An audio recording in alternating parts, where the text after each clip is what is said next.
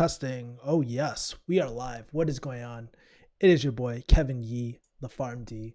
If you guys don't know, just before we get kicked off, I just actually sent a killer newsletter today. It actually took me a lot of the day to write it. It was basically breaking down how I had a $3,000 week today, or a $3,000 day almost. It could have been more actually, but I didn't include all the assets, but it was really fucking, it was real. I can't swear. It was really fire. So I just have to say that as well. So yeah, we got Tommy Tran in the house. Thank you, Tommy, for tuning in. If you guys are just tuning in, drop some likes. Let's get the algo boosted. I got to change my thumbnail really quick as well. Fun fact, if you guys don't know, I'm actually a Samsung user for the most part. I've always been stock Android, but then I transitioned into Samsung. But recently I got an iPhone too. And honestly, I understand why people use iPhone for social media. It's so much easier. Like all the apps are so much better developed on iOS, including Instagram. Your images come out so much better. It was probably a really good decision to get an iPhone too, just for social media. I don't really use it for my daily driver, and I honestly only use it for like Clubhouse. I'm going to start using it for Loom videos to respond to you guys in a more personal manner, for my email list and all that sort of stuff. So it's going to be fire, guys. And I just love to kind of hear, for those that are tuning in, how are you liking the content more recently?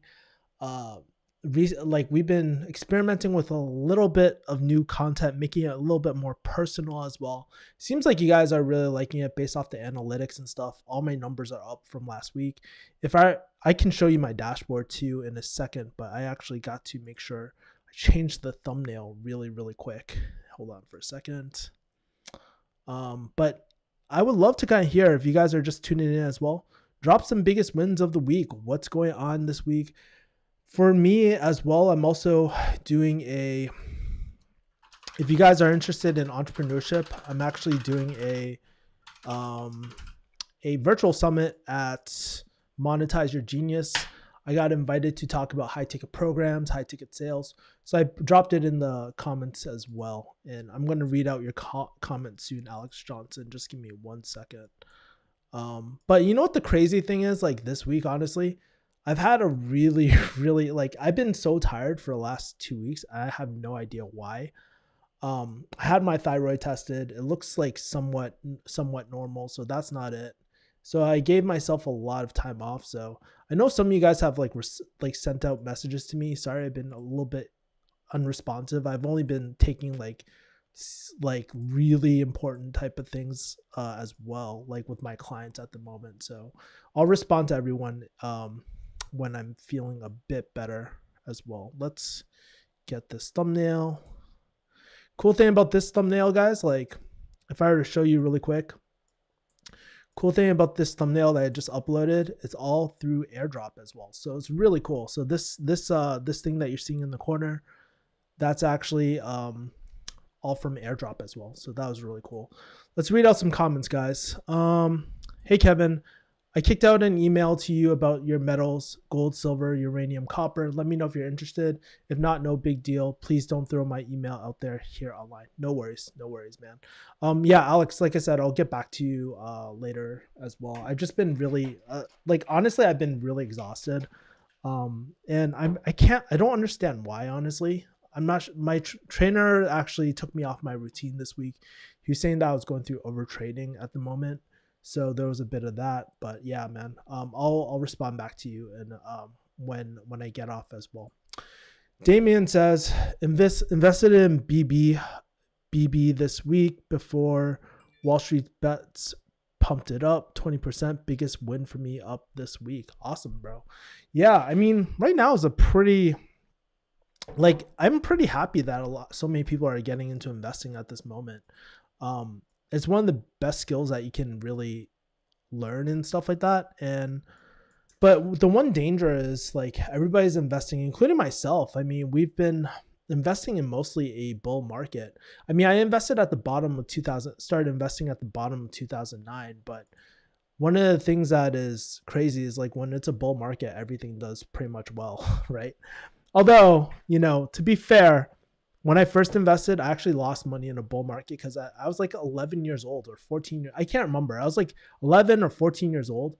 I didn't know what the heck I was doing, and I actually lost money in a bull market. But for the most part, in a bull market, you'll make money for the most part.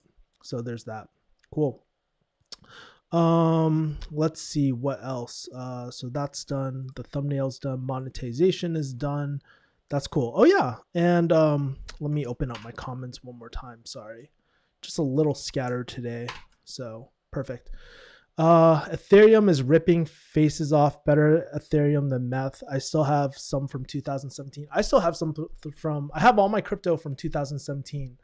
As well. So I'm glad that Ethereum is doing well. I haven't really checked too much of my crypto. I am thinking about doing another altcoin relatively soon. I'm going to do a drop, but I'll let you guys know how it goes after I do it. It's kind of like one of those speculation coins that I feel like is going to make a big rip. And it's just like, dude, I'm just throwing money into it and just for, I don't know. There's a point where sometimes, you know, you have your safe fundamental like type of investments. Those are your S&P 500. Those are some of your ETFs and stuff, depending what type of ETFs. But then you have the fun things. And this is one of those fun things that if it takes off, it'll do really, really well. And my friends are saying it will be the next Bitcoin. But you know what? I get a lot of that. People always tell me like, hey, Kevin, this coin's going to be the next Bitcoin and all that. Who knows, right? At the end of the day. But I'm really excited. It makes me want to invest even more. So yeah, I think it's important to have some fuck around money in terms of investing as well. It's really, really important. BB is BlackBerry, by the way. when I look at BB, I always think of Barbell Brigade, by the way. So yeah. Hey, great videos this week. Thoroughly enjoy them. Hey, Lemon. Yeah, would love to kind of hear like what videos did you really enjoy? What were kind of the topics that you enjoyed? Because I'll tell you from my end, one of the things that I'm really prioritizing, and these are all kind of older videos. They're not like the new videos that we're doing. But in terms of the videos, one of the things I'm trying to play around with is more personal type of videos, personal titles, working on the thumbnails as well. If we're to do like an analytics review on my channel really quickly, I can show you the analytics. Our last few videos did really, really well. And just like I predicted, the high ticket closing one bombed. It was like 8 out of 10. But if you've been following me on Instagram, which you should, I've actually been posting like how each one of my videos is doing at the moment. So let's go back into my analytics. And I wouldn't read too much into my analytics as well, because at the same time, like, I don't have a lot of freaking data. I only got about 50,000 like views per month-ish, and I hit that 4,000 hours every single month as well. So there's that. But let me kind of show my screen so I can show you everything that's happening on my end. By the way, we are actually very close to 13,000. So I'm really happy. My goal by the end of this year is to get to 23K. So that's the minimum goal. But if I were to show you what's doing well, so this one didn't do well, but if you take a look at all these, how I'm investing myself into as a 32-year-old, that's number 1. 3 business skills I needed to quit pharmacy, that was number 2. How I became a digital marketing consultant, that did really well. My insanely, you notice all these things, like they all have the word I in them as well. So that's something that we're keeping in mind. My Ali Abdal video is doing really, really well. I made a lot of money on the affiliates this week. So if you guys helped, if you guys enrolled in Ali Abdal's program through my affiliate link, I really appreciate you guys. Thank you for supporting the channel. It really goes back into the channel and paying my editors and paying and investing back into the thing. I really don't take like any profit from my YouTube channel, at least. Like from my other businesses, yes, I do. But from my YouTube channel right now, no. I'm just trying to get it as sustainable as possible. And I'm looking to hire like a social media manager and also a writer, eventually a writer. But it's going to be really, man, there's a part of me that is very scared to outsource to even more. It took me a lot to outsource a editor, but I just have to get over it and just have to build out these crazy systems where we can communicate down the line. Because right now I'm spending a lot of time like writing everything, spending a lot of time. I do all the thumbnails now too, so I'm looking to outsource the thumbnails essentially too, but have a whole list of tasks. But even if we were to look at the analytics, like my thumbnails for the last, okay, so, oh, that's one that this video is not out yet, so that's why it's not cool. But like if you take a look at these thumbnails, right, no text, emojis, that sort of stuff, it catches the eye of people, right? That's my theory. I don't know if that's true or not, but my CTR, my click-through rate, like it's going through the roof. And so like if we go to my older videos, like these ones have like, notice, let me expand this. Notice that, well, this one's already up at 15K, holy, or 1500. Oh shoot, that's pretty good. That means people like my shorts for Instagram, for all that. Yeah, these were kind of my thumbnails before, and they were kind of ugly, dude. Like, no lie. I might actually, like, seriously, I might actually redo some of these just to kind of clean things up and try to see if I can re-rank for these type of videos. Cause like on the back end, my videos are doing like pretty well. A lot of people are watching them. And I have some dead videos. I haven't, like, these videos I never like public them because I didn't think that they were high value. They're more personal, but I might relaunch them or something like that as well. So that's kind of like what's been up with me on the YouTube channel as well. If there's anything else that you have YouTube questions about, like, please let me know. I would love to answer them as well. Yo, just jumping in while meal prepping in the background, says Brian Fung. That's awesome, man. Well, Brian has been on his gain train recently. By the way, speaking about gains,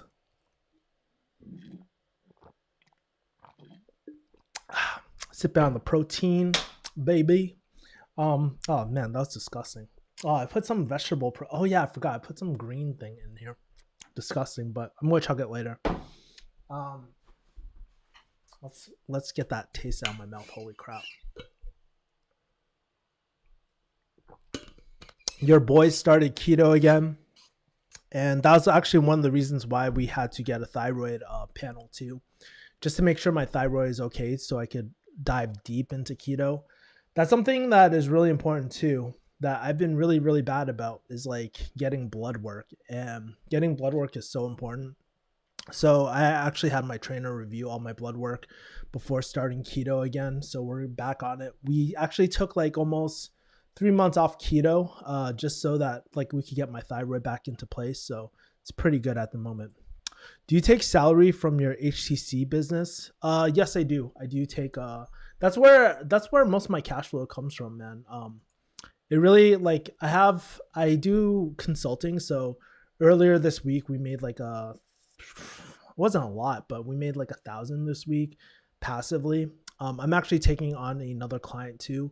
So that's going to fill in the gap of that. And then we're going to do coaching soon as well. So I started taking applicants for, well, I haven't released it quite yet. I'm just finalizing the last few things as well. It's just been really busy because I'm actually planning to get the coaching students. I don't know how many of you guys are really into coaching, like for high ticket sales coaching or anything like that. But I am speaking at that virtual summit as well. So I'm hoping that, you know, we're going to be able to generate some leads through that summit, and for me to do more and more presentations this year and reach out to different virtual summits as well. So that's what we're going to be focusing on this year. We're also going to be launching a community with my editor. He's actually spearheading that project. I'm really excited for that. And then also, I mean, not on necessarily this channel, but we're going to be we're also going to be doing some relaunches of Kick-Ass Investing for my investing channel. My investing channel is actually doing pretty well right now too, which is pretty cool. I'll show you guys my investing channel. And believe it or not, I believe my investing channel at this rate is probably going to surpass this main channel, actually, believe it or not, just because it's so niche as well. Let's see. So if I had to go back into my YouTube analytics really quick, like this is This is actually ranked number 2. That's so funny. This video didn't take off, but for some reason, this shorts video is actually doing really well right now. Interesting stuff. But my click-through rate is 4% for this. Increased view duration. Notice how I built XYZ. If you look at the other topics as well, it's like how to invest your first, how to, but how I'm doing something does really, really well. You can tell that we're up on views this quarter as well, and watch time as well. So yeah, I mean, I'm really excited for all this like sort of stuff that I'm experimenting with. It makes it really interesting as well. But I'm kind of curious from your point of view, because you guys are watching this content.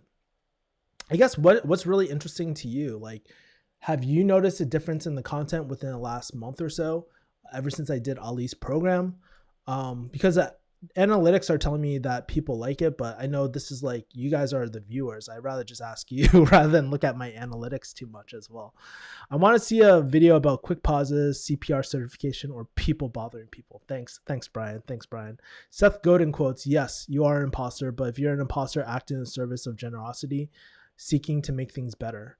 When we embrace imposter syndrome instead of working to make it disappear, we choose the productive way forward. The imposter is proof that we're innovating, leading, and creating. Any thoughts? Yeah.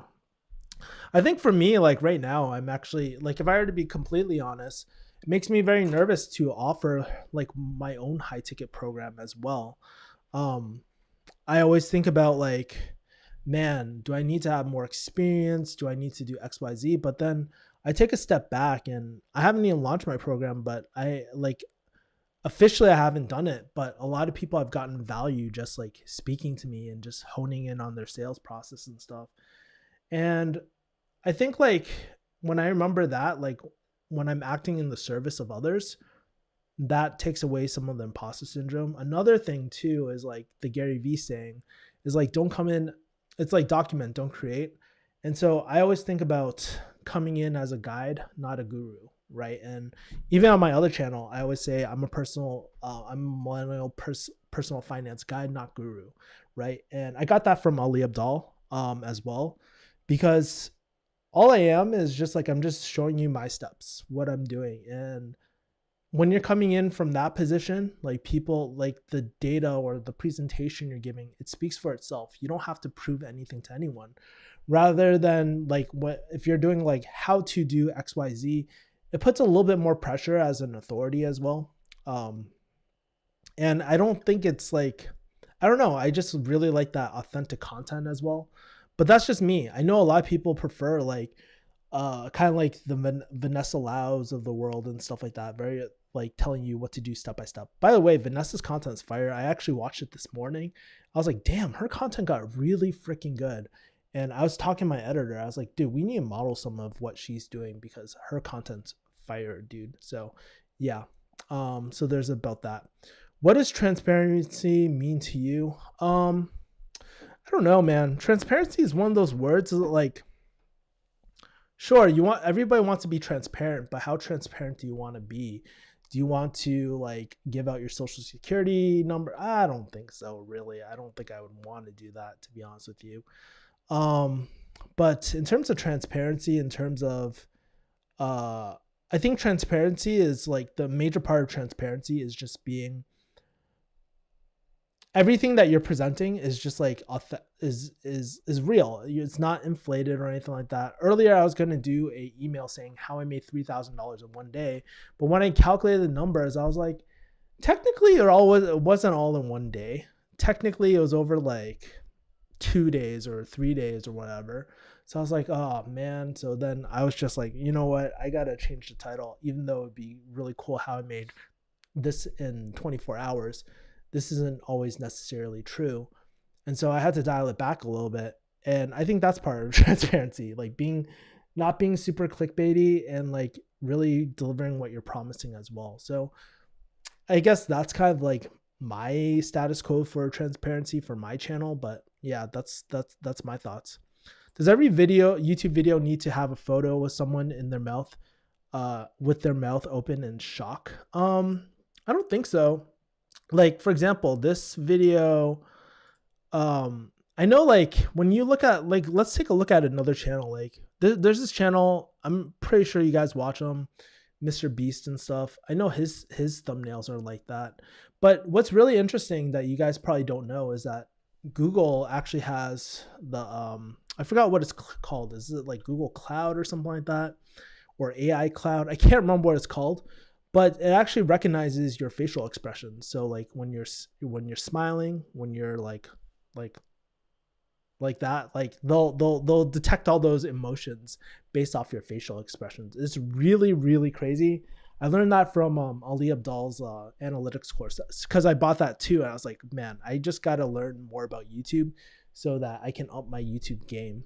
And so no, I don't think every single photo has to have that, but I think like part of it needs to kind of, whatever you're portraying in the thumbnail, that emotion has to transfer into the video too, because YouTube will also track everything that you say. And if you haven't noticed, I've been a little bit more careful about when I swear and when I don't. If it's after 30 seconds, it's fine. But if it's during like the first 30 seconds, it'll get you demonetized immediately. And so kind of sucks. And I try not to swear as much these days, just because I'm trying to be a little bit more brand friendly. Although I do swear if I freaking feel like it as well. So there's like that. I've been recommended a lot of videos, people reviewing Ali's YouTube Academy. Is there any knowledge of the cost of the course? I can't find it anywhere. Well, he definitely took it off. So based off what I was seeing, the regular one is $1,500. The middle tier is $2,500. The top one is like $5,000, I think. But I mean, like, if you guys want into Ali's, you have to move quick. Like, dude, literally, it's sold out. It's sold out in just like 4 or 5 hours, guys. Like, it is crazy. So, if you want to get on the wait list, you guys can go to https:/refugeehustle.com/ptya for Ali's thing. If you, and obviously watch my review too. I go really in depth into that, but that's kind of what's happening with Ali's at the moment right now. Kevin is crushing, says Cynthia Sandoval. What's up? Cynthia, you want to hop on? Are you busy right now? You want to chop it up? Let me know. I'll drop a link too with my iPhone, baby. Shit. Oh yeah, I forgot. Chat. How do I do this? Crap. Room.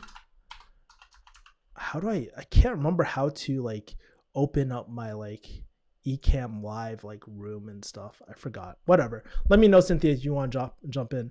I'm probably going to steal your idea of using I in the title. Also planning on doing a personal finance channel soon. Cool, man. That's awesome, Brian. Freaking Chinese motherfucker, dude, stealing my shit, man. What the hell? No, it's cool. Like, honestly, I've been reading this book. Great Artists Steal or something like that. Ideas aren't like really that I mean, like one of my former friends, he actually broke up with me recently, but it was crazy. He felt so offended because I was actually taking his ideas and implementing them as well. And I would give him credit too. Like, it's crazy, man. But, you know, it goes to show you that, you know, like, you can't be like, ideas don't really mean that much unless they're implemented as well. So yeah, they're like, dude, take it. Let me know how it goes and share with me what's working and what's not, Brian, when you do that.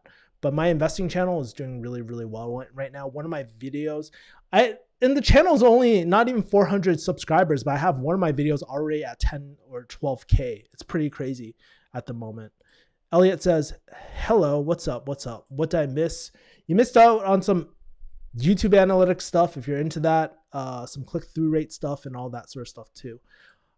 Cynthia says, I love your honest, transparent approach to content where I see your personality shine is usually my fave. Your Ali course review is fire too. Yeah, actually, you know what's funny? I should pull it up too, but if you guys aren't subscribed to my weekly newsletter, I have a weekly newsletter too. But what did I say? 3,000 per. Yeah, I changed it to week. It's so funny. I changed it to week. Let me open up my Gmail. I'll open up from the Gmail side. But I want to show you, like, how I created, like what went through my head when creating something like that, like Ali's part-time YouTube Academy thing as well. So where are we? Oh yeah, so I made like about 1,700 on from the affiliate. Let me show the images. All right, cool. So yeah, so as I was doing it, like this is not it. This is it. Okay. So I started like thinking about three things. Like instead of like I knew most people in the course, they were going to just do a 10-minute video, right? And so I started thinking like, what happens if I could deliver more value than just a 10-minute video? Because here's my thought, guys. Like Ali's course is more expensive than the normal course. So when someone wants to buy, they want to, that's why like, since I'm in high ticket sales, I can anticipate, I can put myself into a new buyer's point of view. And I was thinking about, there's a lot more than 10 minutes worth of stuff that they want to know. They want to know the details. They want to know the results, the tangible results, not just like I got X subscribers in X amount of days. That doesn't help people. And so I want to show the physical assets that I built and implemented in my YouTube system. And we're always changing it. Actually, my system looks a little different from Ali's, but we model basically almost everything from Ali's. And I can't wait to go to the second round because I've already built out all these assets already. Second round, I can just submit for like review and stuff like that and revisions and get like real feedback on my video, on the video content. Because when I was doing it the first time, it was so freaking overwhelming. I was like, crap, I gotta do this, I gotta do this, I gotta do this. I was just like scrambling the whole time. I got really burnt out after. I'm telling you, I was doing so many things that I was starting to get burnt out. It was really tough, man. So there's that. Isaiah says, I need to turn notifications back on. That's awesome, man. Oh yeah, and back to what I was saying about Ali, guys. Like, so I asked myself, like,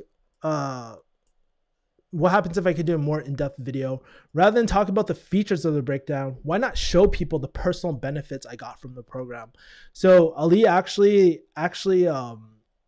let us, like, he also, what he said was like, hey, you're free to share whatever you want when you're doing a review and stuff. So I use that to my advantage. So I wanted to show people like what I thought was valuable, my experience, my story, right?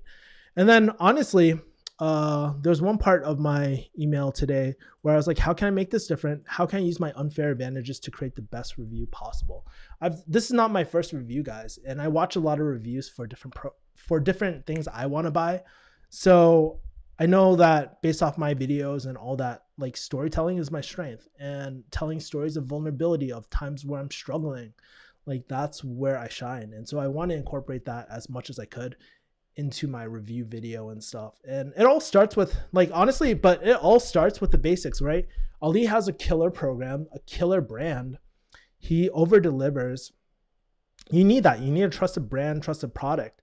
I think that one of the lessons I learned from Dan Locke, even though he had a killer product, like I thought his program was really good. I didn't like his brand and marketing and his aggressive, like get rich quick type of stuff. I just didn't fuck with that, you know, after a while. And it seemed like he was like promoting that more and more. And, you know, nothing against him, man. Like he can do his own thing, but that's why I just had to leave after a while, man, because I was just like, it's hard for me to keep on promoting a brand like this. And so that's why I'm very selective with my affiliates nowadays, with all that sort of stuff, you know? Austin Jones says, let me see. And by the way, if you guys, for those 8 people have it, make sure to smash the like button. We appreciate it, y'all. What's the number one type of business that you suggest for pitching high ticket sales? Are you talking about different offer opportunities, Austin? I think in terms of offers, it really depends what you like doing. In my opinion, I really like, there's a few sectors I like. I like digital marketing services because they're essential. Everybody needs them. One of the biggest opportunities right now is like e-commerce, right? Everybody wants to sell digital marketing services to e-commerce businesses. And so I think that is super profitable at the moment. So if you can sell that, it's perfect. But the only thing is like, it can be quite competitive too, because there's so many services out like that as well. So the person that you're closing for, or if it's your own business and you need really strong branding, strong content marketing, and all that sort of stuff too. There has to be good organic like lead generation as well. In addition to paid would be ideal, but you still want there to be a strong, like it builds on top of each other as well. So I think that's one sector. Another sector I've been seeing that's been taking off is like real estate.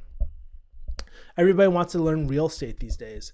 And I think assuming that you have a killer product and again, killer brand, trusted brand, then it might be a really great opportunity. There's a lot of biz op opportunities. You got to be very careful though, because some of the business opportunities out there are a little bit predatory. So you got to be very selective about your clients. But in my opinion, I think that's what's really, really fire at the moment. Like I really like digital marketing services a lot. And I mean, those are some of the best clients to work with because they're super professional. You're not dealing with like ClickFunnels, 2 Comma Club people as well. Like nothing against those people, but from what I noticed, they just lack a lot of business acumen as well. And I don't think it's going to last forever, that sort of sector. What's up, Kevin, says Taylor. I'm not smart and I have a lot of trouble focusing, says Taylor. Hey, sorry about that, man. But here's the truth in life, man. You don't need to be smart, but you do need to be focused, I have to say. So, yo, deep focus sessions, man. Maybe we should kick that off again. Let me know, guys, in the chat. Like, write deep focus session. DFS. Yeah, deep focus sessions if you want me to bring those back as well. Like, dude, those are killer. That was some of my most productive month doing those. It really killed my channel, honestly, like with all the bombardments of the notifications. But if you want me to do those again, I'm more than happy to as well. So there's that.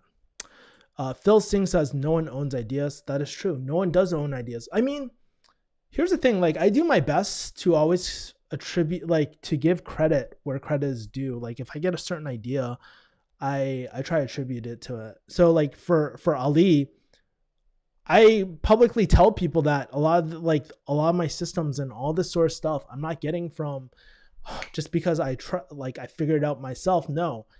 It's the fact that I actually took the time to listen to Ali. I value his information and I implement it too. And I'm starting to see that growth again in my channel, which is making me really, really happy because for a while my channel was kind of like not sinking. It was never to that point, but wasn't growing like it should have. And I was like, what happened? What happened to the magic, man? Because I used to have like a lot of not diehard fans, but I felt like happy about my content. I felt my content was a lot more personal back then.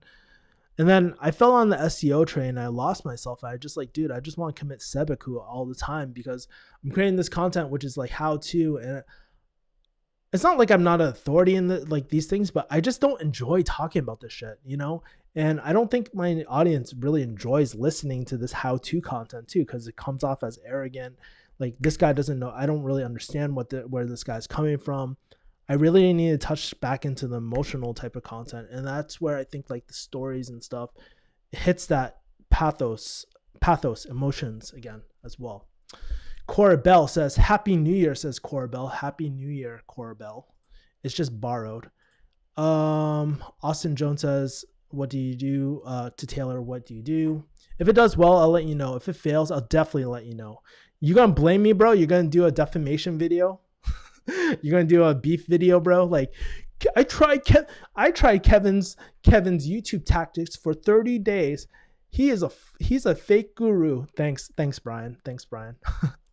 Taylor says, I'm a cashier in Austin. I might have an opening to become a pharmacy tech soon. Awesome, bro. Yeah, I mean, I think you're doing the right steps if you're planning to do something like pharmacy. Like, get your experience in. Like, try something first before committing to pharmacy.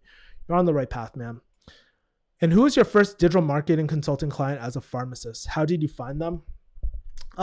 So I want to, well, so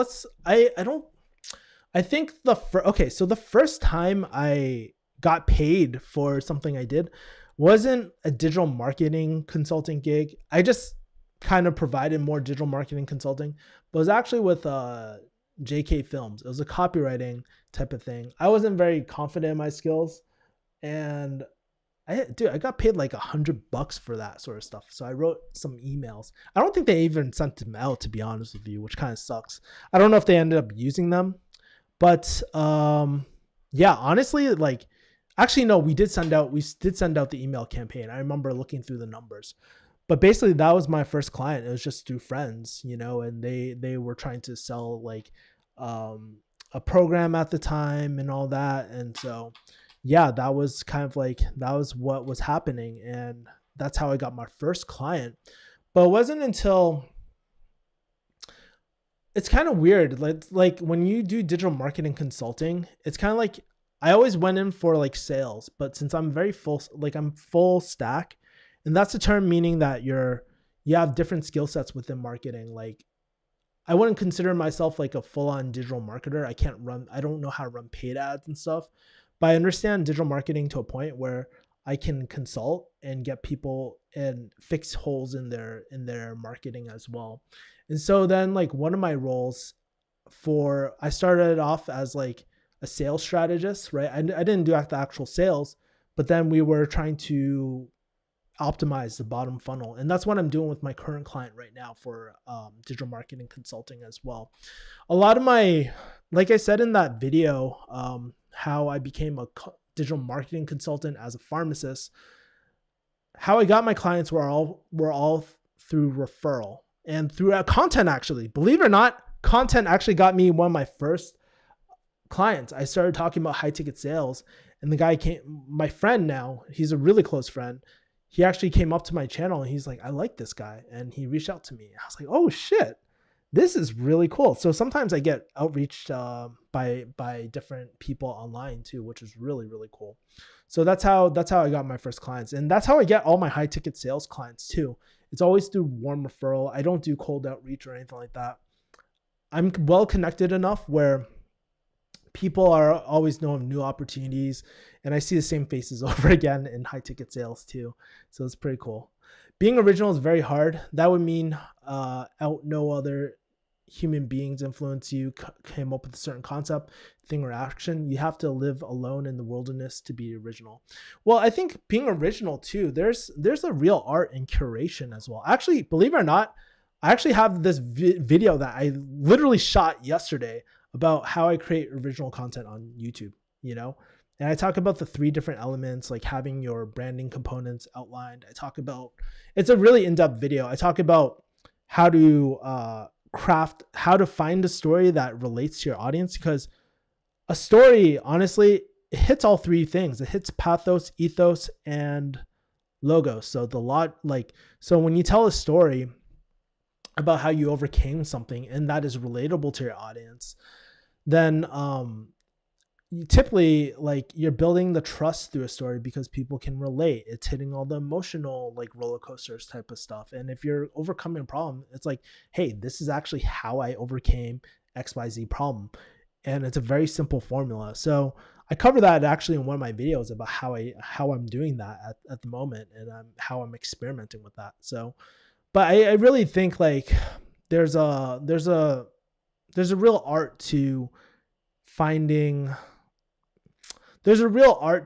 being creative by being inspired by things around you. I get new ideas all the time just by looking at ideas, and I think there's a level of creativity, like having it come from your voice, your character, your personality as well, right? Dude, this chat is pretty fire, man. For those 8 people who haven't, man, come on, like let's get those like buttons up, man. Would really appreciate it. But I am actually really enjoying this like live stream. Like, it's really fun actually talking about marketing. That's more up my alley. That's cool. Do you have a passion to become a pharmacist? Can you use a mobile hotspot for Linux and software for studying cybersecurity or hacking to learn cybersecurity? Dude, I have no idea, man. Like, I'm not IT Kev, bro. Like, I'm pretty sure that you could use a mobile hotspot if you really want it. Like, I don't know. I use mobile hotspots all the time, but I don't know, man. Your question makes no sense, says Sunny Samra. Exactly. I'm a cashier at a pharmacy store. They needed help in the pharmacy, so I said I could help out. They're saying that I'm doing well in pharmacy, so they're thinking about making me a pharmacy tech. That's awesome, bro. Yeah, take it, experiment with it. But if you don't like it, hey, I would tell you probably look for another career or look for another career within pharmacy as well, right? I'll take that all into consideration. Thanks for the response. E-commerce marketing seems to be solid. I'm in the middle like you. That's awesome. Yeah, so like to expand on that a little bit more, there's so many services. There's like email marketing, there's copywriting, there's paid media. There's a lot of different things in terms of all that as well. So yeah, I think that's really killing it. But the main thing is really you need to niche down. Like, I mean, I have a few friends who are also doing like I have a few friends that are actually closing for Tony Robbins, believe it or not. Honestly, I had an idea of the compensation. I was like, I don't know. I'm getting to that point where I value my time a lot more than just like the money, honestly, because time like takes away from me building assets like my YouTube channel or my coaching business where I'm building into my own brand. But it's a sacrifice, man. It's give or take. Sometimes like you don't come from a ballin' ass family, or like, you know, you need cash. Sometimes you just need cash flow. And that's why I use closing for and consulting gigs. Although I really do like the performance-based consulting gigs too. That is really, really cool. That's something, it requires a lot of trust though. I would not do performance-based for like just anyone, honestly. Like it takes a certain person for me to do that sort of thing. They have to have some sort of track record, because I'm not willing to put 80 hours into building out a whole system and just not have it perform because of, guess what? What's the human element part? The people, right? So if they have a sales team that is not implementing my strategies, then that's a problem. I can't wait on that sales cycle as well, right? So there's a bit of that. What's up, brother? Says tasting curiously. Welcome, bro. Yes, DFS should come back. Awesome, Isaiah. I took the good things from Dan Lockett in order to get rich quick. So many like that these days. Yeah, there's a lot of gurus out there, man. Not to say like all guru programs are good or bad, but like honestly, like I think people just really just need to learn how to think for themselves too, man. Like I took a lot of good and bad things from Dan Locke. Actually, I don't really use anything from Dan Locke, to be honest with you, like in sales that I actually know about. But thanks to him, that's how I got into this world, and that's how I'm actually doing a talk on how to do high ticket sales or how to build your high ticket offer and how to sell your high ticket offer in 3 steps. So if you guys want to check it out, again, I'll drop the link where you can get your free ticket to that event. I'm speaking on Thursday, I think 1 to 3 p.m. I think it's recorded too. If you guys miss it, just let me know. I can probably get you caught up or something like that. I'll try to look for a recording. I agree, says Phil. I show up every morning. I know you did. You're hustling, man. You're killing it, bro. Like, I'm so proud of you, Isaiah. You're really killing it, my man. Guys, don't waste your time with high ticket closing. Go find a real job. I feel bad for y'all. Y'all just dreamers. Dude, I've made a lot of money through high ticket closing, man. I mean, just because one person like fails at high ticket closing doesn't mean it's a scam or anything like that. I mean, that was probably one of the reasons why, like, okay, I'll show you guys. It was one of the reasons why I made $3,000 this week as well. Like that was number 2. I made like $1,000 this week, completely passively doing nothing. Like we closed a $7,800 deal. So I got 10% of that. And then we also, $7,600. And then we closed a $2,400 too. And so I made $1,000 passively leveraging those skills. Now, is it hard? Absolutely. Like, I don't recommend closing to everyone, but just making a blanket statement like that, like, don't waste your time with closing. Dude, it's people's choice whether they want to learn the art of sales. You have to learn sales if you want to be an entrepreneur, man. Whether you want to call it high ticket closing, high ticket sales, inbound closing, sales, whatever, persuasion, you need those skills, Sonny. So I would be a little bit careful about giving blanket statements like that, Sonny. You know, how I stole Kevin's idea and failed. Thanks, Brian. Thanks. You can. I'm gonna do how Brian how Brian keeps on hitting on my friends and bothers me. No, just kidding as well.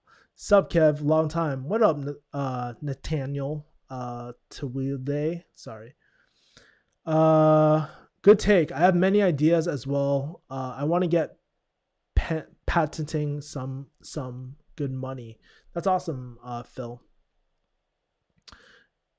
Kev2FarmD. By the way, guys, Kev2FarmD has really fire content. I actually watch you a lot, bro. Like, I love you give the Ali Abdal vibe. You have like great cinematography type of vibes. I see you playing with your drones and stuff like that. So, yo, great pharmacy channel, bro. Like, it's really kind of cool seeing like some of these newer pharmacy YouTubers and stuff coming up on the game. So, hey, glad to have you here, bro. Just checking in. Hope you're doing well. Thanks, man. Dre Sean, what's up, Dre Sean? What's going on, brother? Glad to see you in here, bro. What's up? How much longer are you on the East Coast? I'm actually going back in like 2 weeks, 2 or 3 weeks, man.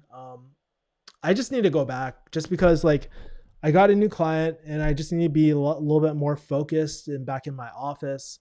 I got some relationship stuff I gotta fix. I got my uncle's estate that I gotta fix. I got a lot of stuff, guys, and plus I gotta get back into jiu-jitsu, man. That's like my baby. I haven't cranked an Americana in like forever. I'm getting kind of rusty and I want to hit my black belt in 5 years. And at this rate, by staying here is not going to happen. So I need to go back, but planning to go back soon. Yo. Kevin, who's your favorite guru? Cynthia Sandoval is my favorite guru, man. She's my favorite fake guru of all. No, just kidding. My favorite guru. Well, I don't know if you guys consider him a guru, but recently I've been watching a lot of Tech Lead, man. He's fucking funny, dude. He's not really guru. I'll consider ClickFunnels 2 Comma Club type of guru, like type of things. I actually really I watch Alex Becker for entertainment. I don't really take his business advice, honestly, like, cause I don't know, like the whole markety type of thing. That's not my favorite. That's not my thing. But I like watching Alex Becker's content because it's just really entertaining and stuff. And he's super sarcastic and super sassy and shit. So I like that type of thing. But I don't watch, actually, believe it or not, I don't watch too many gurus these days, honestly. Like, I haven't really dove into that. I will tell you this. There's one person I follow. He's so underrated. I love his content so much. His name is Malin Darris. And he's an affiliate marketer, but I don't watch him for affiliate marketing. I actually bought his affiliate marketing thing back when I was in pharmacy. I had a video saying, I joined an affiliate marketing forum, right? That was not for me, by the way. I did not know how to build websites. I was not tech savvy. It was really, really hard. And I think now I could go back into it if I really wanted to, but I did not enjoy that experience. But I listened to him for a lot of his life and philosophy advice as well. And he always does these like coffee cheers. Bam. That's how I got that coffee cheers from him. He blew up because he was talking about Marie Kondo a lot as well. And so that was my favorite. But I'm just trying to think of other gurus. I'm pretty sure there's a guru out there that I actually follow, but I haven't been following gurus, man. Hey, Kevin, what is your free version? Hey, Kevin, is using a free version of vidIQ good enough to see analytics? Or is it better to pay for analytics or services in the niche that people are in? So let me give you a breakdown of how I do research. What's a research topic that you want, Damien? I'll do one live for you as well. But in my opinion, I use vidIQ, free version of vidIQ, but I use TubeBuddy mostly, the paid one. I'm thinking about upgrading to the top one because they actually have something called Click Magnet where you can see the videos that are performing really well on the back end, but your thumbnail or title sucks. And so those are opportunities to optimize those. So I want to really optimize I want to start optimizing for those type of videos as well. Brian likes Tai Lopez. Man, Tai Lopez. No, I heard one of my friends really likes Tai Lopez. I don't watch Tai Lopez at all. I have nothing against him. Actually, I learned sales from one of his like his former sales manager. So I have nothing against him at all, but I just don't watch his content. Although I did have to say, I really respected Tai Lopez handling himself against that hater thing. I can't remember the guy's name as well, but I really liked his. I really liked his debate session with one of his haters. I can't remember. It was some guy from New York or something who was doing like real estate, or I can't remember what it was, but it was really funny. Cool. Uh, Cynthia says, I'm the Latino Dan Locke. Man, I wish I could think of like a Latin name off the top of my head, but I can't think of one. I'm not that crafty, man. Wait, that's Tai Lopez. Gurus totally kill my vibe. The ones that saturate the YouTube ads annoy the hell out of me. Yeah. Dude, I've been getting these annoying guys like this guy like, hey, if you're not serious about making money, click skip ad. If you're buy Felicia, like I get Mr. like 50K a day or something like that. And then I get like this ad from this like teenage guy. Like, I don't know. He's like, are you tired of these fake gurus selling you these? Now they're breaking the fourth wall, man. In order to be a fake guru, it's like crazy, man. I have nothing against like people marketing their things, but like what I am kind of against are like these get rich quick type of things. There's so many suckers. I mean, responsibility ultimately goes on to the customer, in my opinion. Like if you're going to take the responsibility for success, you need to take the responsibility for fucking up and buying a crappy course or whatever. I've bought plenty of crappy programs in the past. Hey, it happens, but you can't be like Cynthia says, you can't have like little dick energy, like and be victim and shit. It's just like, no, you should, next time, like you got burned, you just got to do more due diligence next time. Right. And that's why, like, for me, doing course reviews really resonates with me because I wanted to create the course review that I didn't have so I can make a better decision for myself. Right. And make it the end all be all type of review that as possible. And that's what I try to do with Ali's review. I literally have nothing. I can't think of any other things that I would want to say. I've been going in comments too and asking people, hey, is there anything else that you'd want to see? Some people are like, can you show us the Notion like resources and all that sort of stuff? I was like, that's a little sensitive. I don't know if I can like show like the internals of like the course. But yeah, it's pretty interesting. Kevin, what's your favorite type of content to create? Yo, bro, okay, so some of my favorite content to create back in the day, man, yo, legit was, I used to love doing freaking vlogs. That was so freaking fun. Like, dude, I love my vlogs. Like, I love going back in time and just like doing the vlogs. I don't have the same like playful energy. Like, that's the thing, man. Work killed me, dude. It killed my personality. It killed my like childlike curiosity of the world, man. I wish I still had like that like ratchet vibe and stuff like that too. I really miss doing that sort of stuff. But it's hard for me to just like vlog day to day because I don't really do that much compared to when I used to be out and about before. Yeah, it's kind of weird, man. I wish I vlogged a little bit more, but I don't know. Like a lot of people ask like for more vlogs, but they like for some reason I just have a fear of like doing vlogs because they're not like, I don't want to say like, I don't know. There's that back part of me where it's just like vlogs aren't SEO friendly. What's the point of a vlog and stuff like that? But I know that's the wrong way to think. I just have to think of a general highlight of the day that I could circle my life around. It actually forces me to get out of the house as well. Another type of content I just enjoy like are like videos that I don't even script and I just talk about what the hell is going on in my life.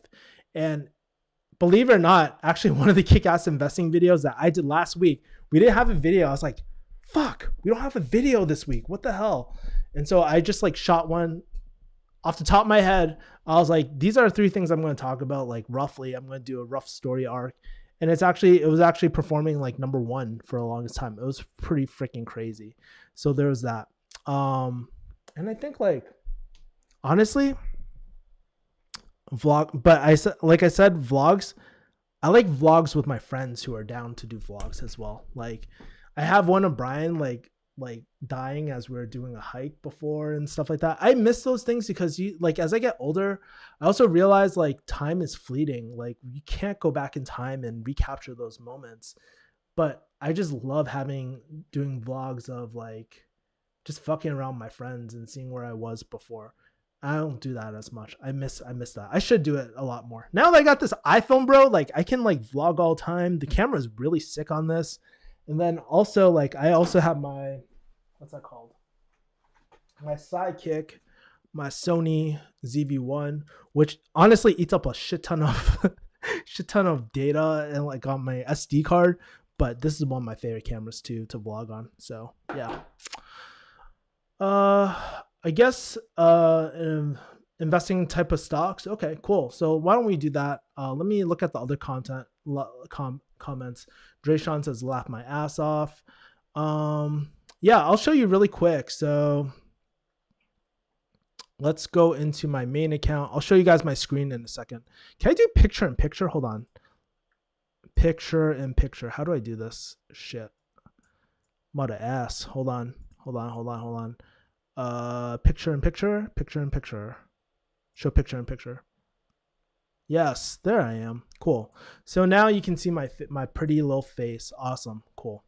So let's go over here. So let's go into regular YouTube.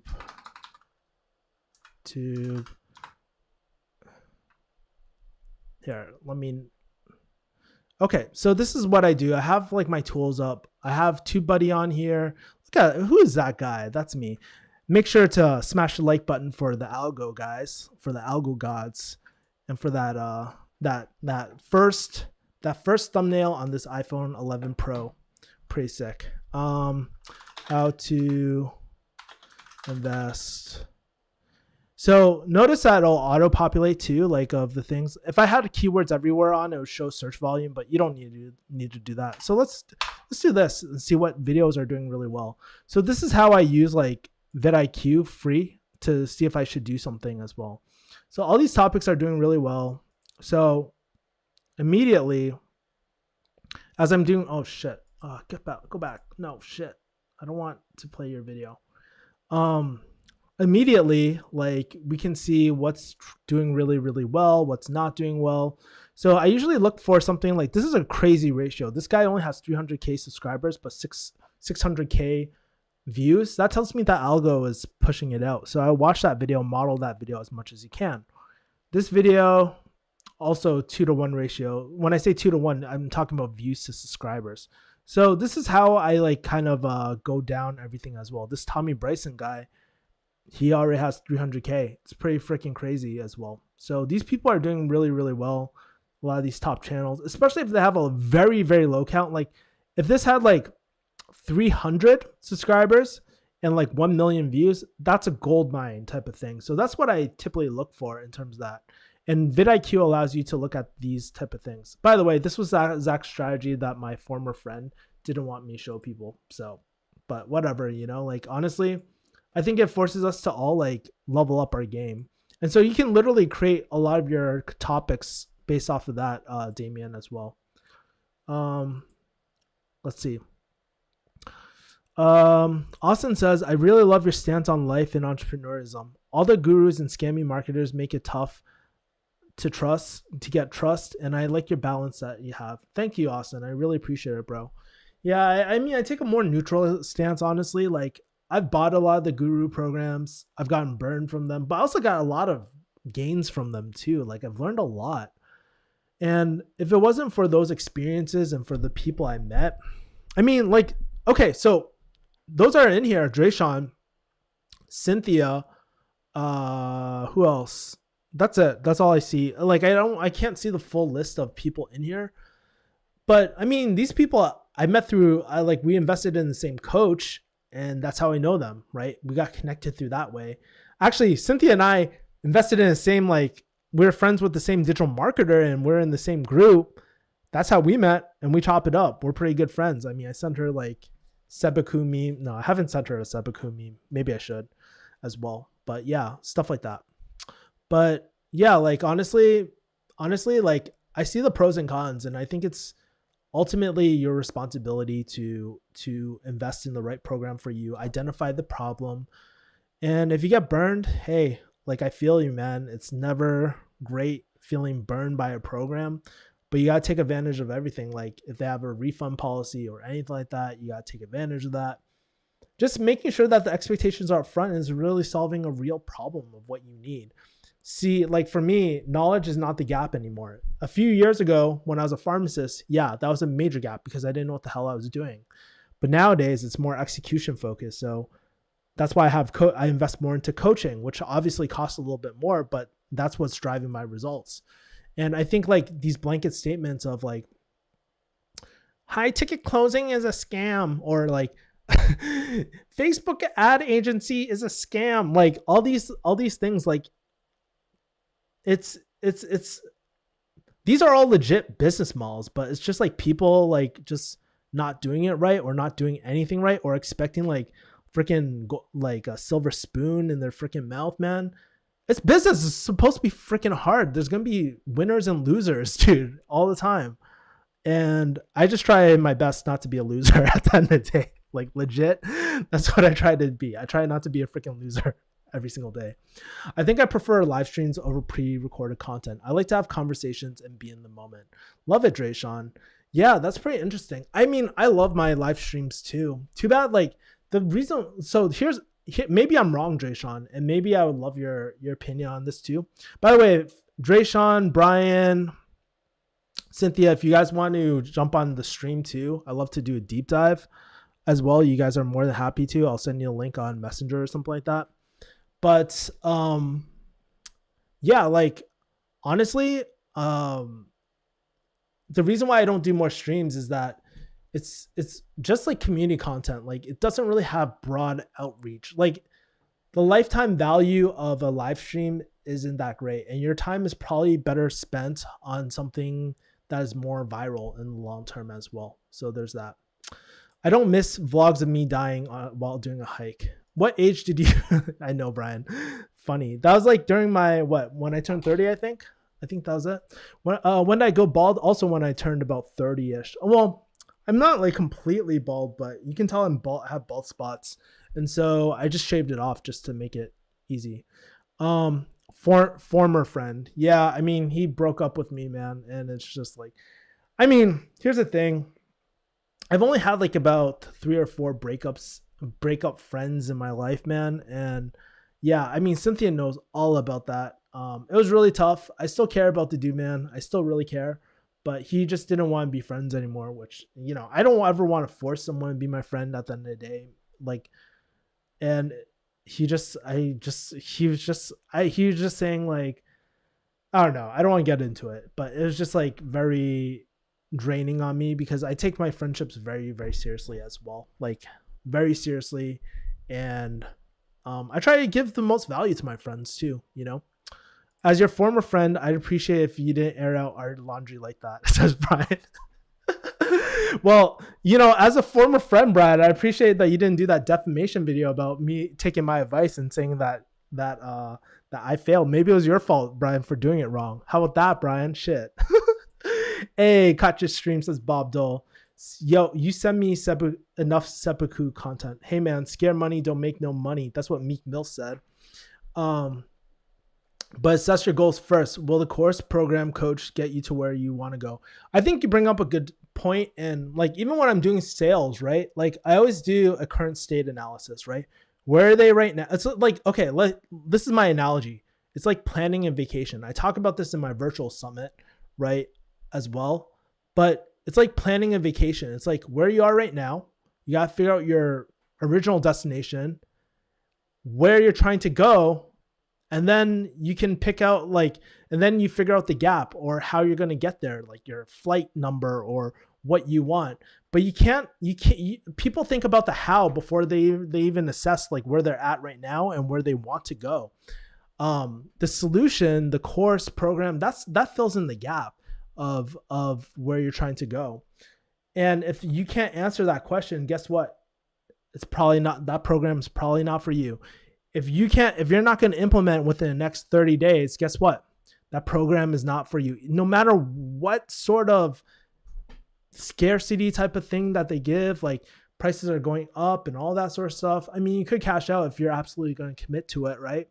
But that's how I base a lot of my decisions these days, because if you're not going to implement the information, it's such a waste. I used to waste so much money just buying courses and never implementing on them. It's only now in 2021 where I actually am really good at executing what I intake, right? I'm not mentally masturbating anymore, right? And that's what you're doing. You're jerking your brain off doing nothing, right? Just taking these courses is really important to just be executing along the way. And I think I'd be a lot further along if I had that mentality before. But guess what? I had to, it requires a certain level of It requires a certain level of maturity to kind of be doing business and to be executing too. I wasn't very mature at 25, guys. Like, you guys can watch my videos. It's all documented, guys. Like, you guys can go back to how I used to talk and how I used to be. And I was a pharmacist back in the day. I was definitely kind of ratchet as fuck, dude, back in the day too. I invest into, I invest into programs by looking at the coach or instructor. Hold on for a second. What the fuck?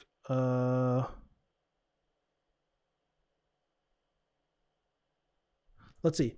I invest in programs by looking at the coach or instructor. If I want what they have, then I'm buying. Awesome. Yeah, that's the truth, man. Like, I think that's really, really important as well. So, yeah, like, I think I'm trying to think about my last purchasing decision, and that was probably Ali. Well, yeah, I would say Ali was one of my most recent purchasing decisions. Like, when I was looking at buying PTYA or investing into PTYA, I was like, okay, this guy, he's not the best looking in the world. Let's face it, right? Like, that's number one. He's not he's not your stereotypical, like, really good looking type of person. So there was that, but he had a really strong brand. He had content where it would blow people's minds away. And that is something that I wanted. I wanted to learn from him. And he had a channel that was 1.2 million or 1 million at least at the time. And he's projected to make more and more money. I think he makes I'm not sure if I'm allowed to say, but he makes 7 figures per month off his 6 figures a month off his YouTube channel alone. And I was like, damn, I need to learn from that shit. I need to model these processes. The biggest gap for me right now is that I'm not organized with my content. I don't have a system, and I don't have the time to figure it out. Honestly, I'd rather just model it after someone. So I was trying to save time. I was trying to save energy, aka frustration, right? And ultimately save money, because I have an editor and I want to make sure that the videos I'm shooting, I'm getting the best ROI on as well. So that's really important too. So there's that. Cynthia, are you trying to message me on my phone right now? Let me see what you're saying as well. Let's see. Hey, Rich is doing a live stream right now too. Hey, I mean, Rich can do a live stream whenever as well, but yeah. Way do you want to come on? Cool. Awesome. And I should probably turn the sound on as well.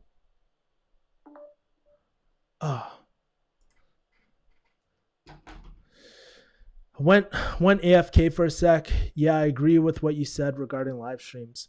Yeah, and it's like I love live streams though. Like, honestly, there's nothing that makes me more happy than just chopping it up with like my audience and stuff, and just, I mean, it's pure exchange of value. Like, people can ask me a question, I can answer it right away. Now, is it as in depth as like a one-on-one like consultation or a one-on-one conversation? I don't think so. But still, people get a lot of value, and it's a good way for me to judge like what kind of content I should be creating on my channel. If you guys don't know, I actually have a full Notion board of like different content ideas after the stream as well.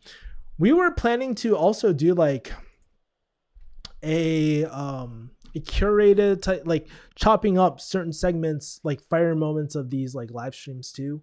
But one of the things that we decided, one of the reasons why we decided not to do it is because in order for me to do it, I have to hide these streams, which is cool. I don't mind doing that.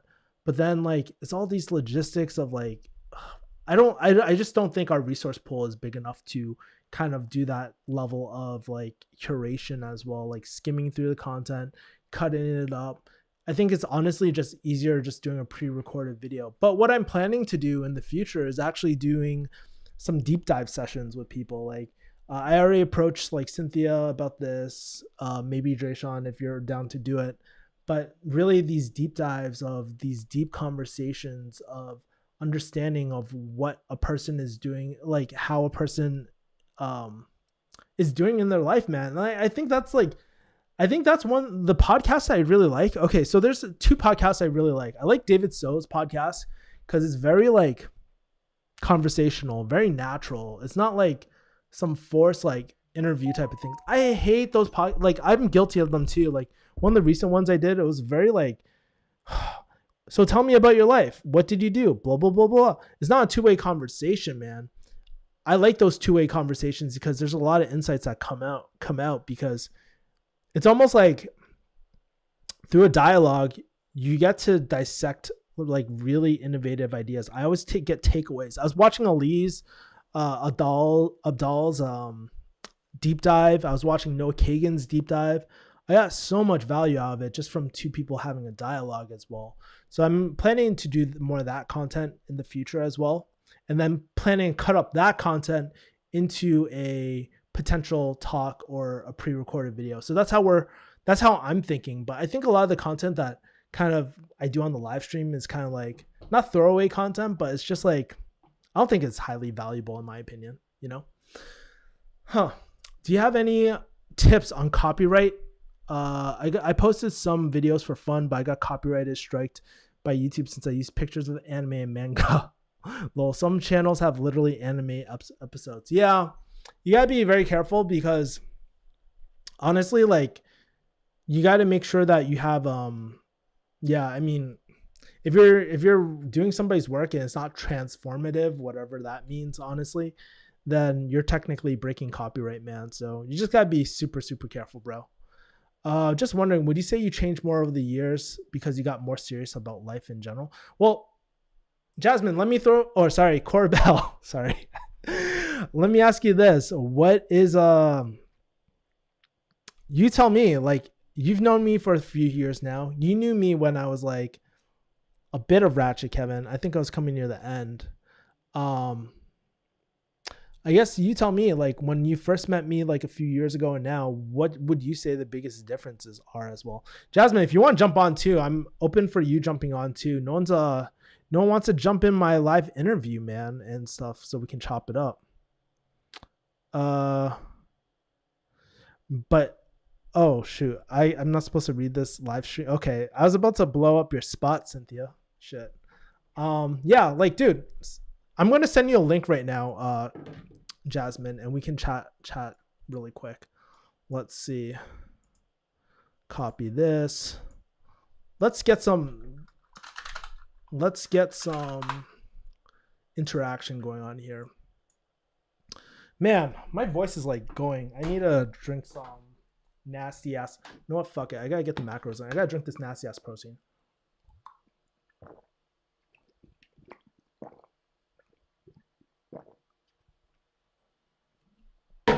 Oh, disgusting. Oh my God. That was disgusting. Yeah, Jasmine, I'm going to send you a link right now so you can just jump on.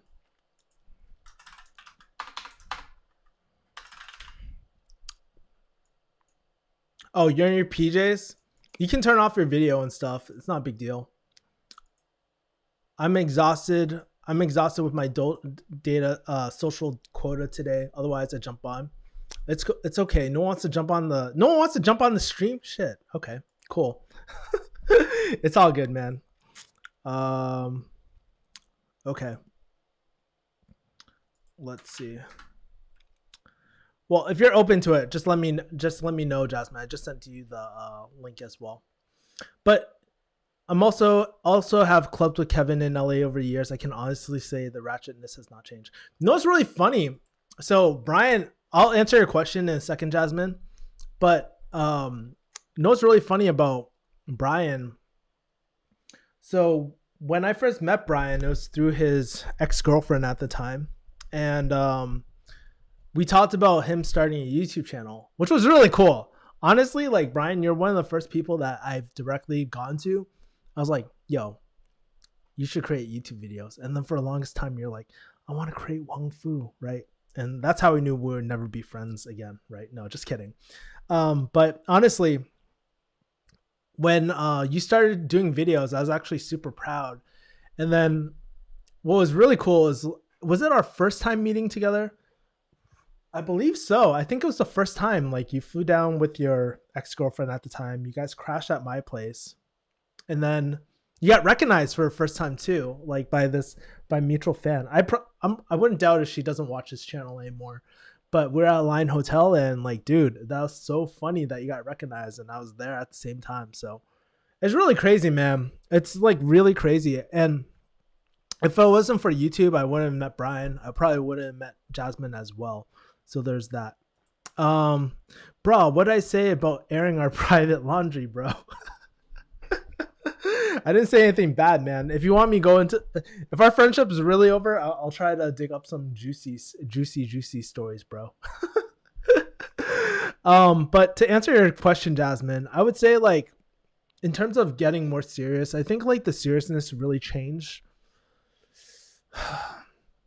I want to say it started really changing after like my father passed away, and me stepping away from pharmacy. That's when I noticed myself becoming a lot more serious. I don't know if it's like how I cope with like depressive issues or anything like that. I don't know. I should probably bring up to my therapist as well about like how that changed. But I noticed a huge shift in that sort of time. And then when I started doing more sales, I started noticing that my energy was being zapped by people on the phone all the time, and it was really, really draining me. I was like doing these crazy amount of hours, just talking to so many people every single day, and it just became so routine that like it started sucking the soul out of me, and I had nothing to look forward to every single weekend. I was just working just for money and stuff, and cash flow. Sometimes I would put in a crazy amount of hours, but since it's performance based, I wouldn't see that much. But other times when I was doing really well, I was super happy. But I think like going back to that life, like think about that time. I was like, no wonder I was like so depressed, because I felt like I was in jail all the time. Fast forward to now, where I pretty much set hard limits on everything. I make sure not to burn out. I make sure not to overcommit on things. Fast forward to now, I feel a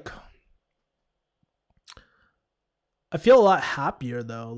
But I still don't have that creative spark that I used to, or that need to like want to go out. And I'm not sure if it's just age or what it is, but if I were to go back in time, I wish I had more of that spontaneous energy. And that's why I think like if I date again, I would want someone who could bring that part out of me again, right? Because I kind of miss that ratchetness as well. And I think it would make my content, like now that I can turn it on and off, like I think it would make my content a lot better, make my work a lot better, make everything a lot better. So I think definitely when I go back to California, I'm going to be trying to plan something every single week so I can just get away as well. So there's that. All right, cool. We still got 12 people in the house. Why don't we do this? We're like 118 in. Let's do a last call for questions as well. So if you guys got any more questions, live Q&As, freaking comments or anything like that, let me know as well. But we're going to start wrapping stuff up because your boy got to wake up at like 5 a.m. and hit up the gym as well. Like I said, I just started keto again, so really excited for that, and excited for this tub to go away, and excited to do things like jujitsu again. That's something I miss a lot. I miss doing jujitsu. I can feel myself like Going to gym is cool and all, but like honestly, I miss jujitsu. That's the number one thing I miss because I felt like so mentally stimulated. I felt like I got out my aggression. Um, I felt on top of the world when I was like doing really, really well in jujitsu, and I want to get back into that as well. it's interesting how it's interesting to me how YouTubers who are huge and successful still struggle with mental health. Um, I think if anything, the bigger your channel gets, the more it is important for to maintain your mental health. Um, I'm not a big channel, but like I still get hate comments and shit. And I think it's only more recently where I kind of learned how to kind of deal with that shit. Like everybody says like, hey, ignore the haters, block, delete, all that sort of stuff. But sometimes the stuff that people say to you really kind of gets to you. Like honestly, it's like because I block certain words, I don't see all the comments, but I was getting comments like, "Oh, your dad died, lol," and stuff like that, and it's just like disrespectful shit. And people are really like that. It is really crazy. I don't know if they're 12 years old, but I guarantee they probably would not say it to my face. And it's just like you want them. There's that part of you that just wants them to suffer, but then again, it's just like when you start thinking like that, it takes away from there's a cost to negative thinking. And I realized like through this book over here, one of the best personal development books, honestly, Psycho-Cybernetics. And even in Think and Grow Rich, they say like you have to be very, very careful about the thoughts that come in your head because it consumes you. And scientifically it makes sense because when you are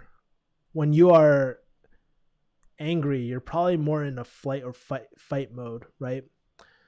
The higher the and when your sympathetic nervous system takes over, you become less uh creative, if it makes sense. It's like it's almost like yeah, you become less creative. Your ideas, it's harder to enter flow state. When you're in flow state, you relax. Your parasympathetic system is taking over for the most part. And so like it was really, really hard for me to kind of let go to like with especially dealing with trolls because let's be real, it can be really hard sometimes dealing with people's shit, and I don't know, maybe they're just having a bad day or whatever. Regardless, it's not right. But guess what? I make the choice to not have to deal with them again. If somebody says some rude ass shit that I just don't like, guess what? I just delete their comment, block them, never have to deal with them again. And it takes a certain level of maturity to go through that. So I can't imagine like these younger kids, right, that blow up on YouTube, have millions of subscribers, and they're getting tons of hate comments and all that sort of stuff. It's just really rude, and I don't think that's the way people should have their discourse. But that's the thing, right? That's a platform that YouTube has, and I don't know what they can do about it, but it is a problem in my opinion, and it really does. There's a toll on this. This is like this cyberbullying is pretty intense. And it's not like back in the day where somebody steps up to you, I wouldn't punch them in the face. I would just choke them out. But I mean, like that's something that's really interesting as well. So yeah, um, maybe it's jealousy of my perspective, but if you make a lot of money, you should be happy. It's not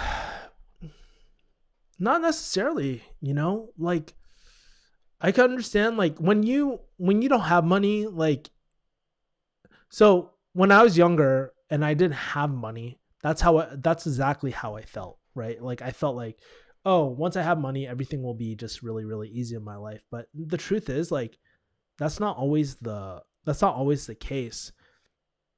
If you're not doing something that you truly like, when I was doing pharmacy, I was making a lot of money, but I wasn't super, super happy. I was thinking, why? Like, well, was I doing something that I loved? Was like, there's so many factors. I think like, but then again, like what I'm doing now, I feel like I'm making a lot more impact. People need sales. People need digital marketing services. People need digital marketing consultants, right? I feel like I'm adding value. It's scalable and I'm using all the skills that I want to use too. And so this all goes in line with finding ikigai, right? Your way of living. If you don't know this concept, it's a Japanese concept. It's a really great concept as well.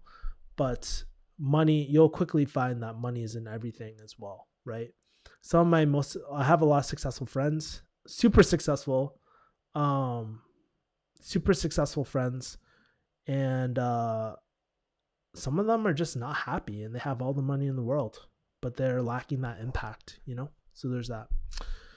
Most cases, it's hurt people. That's true. Well, most, but I meant some cases. Yeah. So, yeah, I mean, like, regardless, like, if hurt people, I mean, I get it. I understand why people do it. They're going through their own shit, but guess what? It's not the right way to handle things, man. And that's why I believe, like, mental health is really, really important. And it's crazy. Even with the whole pandemic, I forgot if it was Vice News or where it was, but right now, like, mental health issues are like 1 in 5, or before. They're estimating now with the whole pandemic being like 1 in 2 now. People like suffer from mental health issues. So I don't know if the internet is really. That's why, like, it's kind of scary as a, like, if I were a parent. The whole social media things. Suicide is apparently on the rise. I don't know stats off the top of my head, but it's really, really kind of concerning as well. These social things as well. But it's so funny. Like, if you talk to the OG generation, they'd be like, "Dude, it's not like you're getting your physical ass beat." And that's the thing about us humans. Is like, it's hard for us to distinguish like physical pain and like emotional pain. It's really, really hard to do that. And that's why, like, I always prioritize things like practicing things like gratitude, practicing things like meditation, staying calm, things like that as well. It's so, so important. And I don't think it's like, it's not easy. I mean, it's not as easy as taking like something like a pill or something like that. But the problem is, it's just like, it's the same thing. Like, just like going to the gym, you have to be consistent with it to see the benefits of it. And I'm not gonna lie, I haven't been doing my morning gratitude stuff like for almost like a week now, honestly. So it's pretty bad, or probably like the last 5 days, but it's pretty bad. But like, when you catch yourself in those negative loops and stuff like that, you just have to get back on the horse and just like start doing it again, catch yourself in those moments, reset, and go about it again. So that's pretty much it. Any other questions before like we sign off today? Got Cora Bell says, also have no idea what I talk about. Really great stream today. Got real. Appreciate it. Yeah, no worries. No worries. I'll stick around for like a few more minutes, but yeah, if you guys got any final questions, we'll wrap up in like 2 as well, so that I can get some sleep and shit. Probably all these lights aren't really helping as well. Me get some sleep. Let me kind of update you this week. Like, let's do some CTAs, guys. So in terms of like this week, I'm actually, believe it or not, on my Instagram, I talked about how I'm speaking at this virtual summit. So if you want to get your free ticket for the virtual summit, you can go here, refugeehustle.com/genius. If you want to, and open these up in multiple tabs too. But if you're not part of my email list as well, make sure to go to refugeehustle.com/join. If you signed up today, well, if you sign up, then you'll get my weekly newsletter as well. Like today, I actually sent some insights about how I made $3,000 in like 24 hours pretty much. And so you guys can see the behind the scenes, and you guys can reply to me. I'll respond back to you and stuff. It's a very personal type of thing, kind of like this sort of thing as well. So there's that. Bob Dole says, great stream today. Appreciate it. Yeah, dope stream tonight, man. Appreciate it. Awesome. By the way, before you guys head off, what was the most dopest thing about the stream? Like, let me know in the comments, because I want to repeat more of that. Did you guys like the topics I spoke? Like, if there's this particular topic that you really like that I spoke about, let me know what you really enjoyed. Did you like seeing the behind the scenes analytics of like what goes on behind my YouTube channel, what I'm trying, what is working, what is not working. I would love to hear those insights as well, because it helps me create better and better content. I feel like I have a really good core audience, but I'm not creating the content that they want to see as well. Like, so that's why I'm asking as well. It really helps me out to kind of focus my content on this stream as well. So let me know, like, what were your favorite things on this things on this stream was today as well. Whew. But yes, yeah, I'm speaking at a virtual summit, and then, bro, I'm excited. I'm not gonna lie, y'all. I'm excited to go on Clubhouse. The reason why I got iPhone 11 Pro was just so I can go on Instagram and not worry about my quality of freaking pictures. That was the number one. I'm on Clubhouse, and then also I really like Loom a lot on this iPhone too, so I can shoot people responses. I would say the screen sharing was dope and the live analytics was sick. That's awesome, man. I'm gonna screenshot that. We're gonna send that to my editor too. Cool. Yeah, I'm glad that helps. Topic agnostic. It's your personality, in my opinion. That's awesome.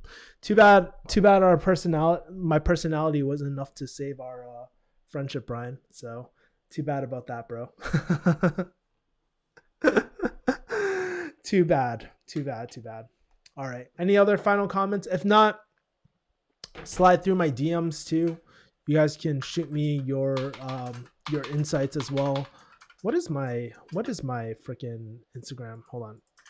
Yeah, there we go. There's my Instagram. So you can slide through my Instagram if you don't feel comfortable chatting in the live stream. You can let me know personally. But that's awesome stuff to know, man.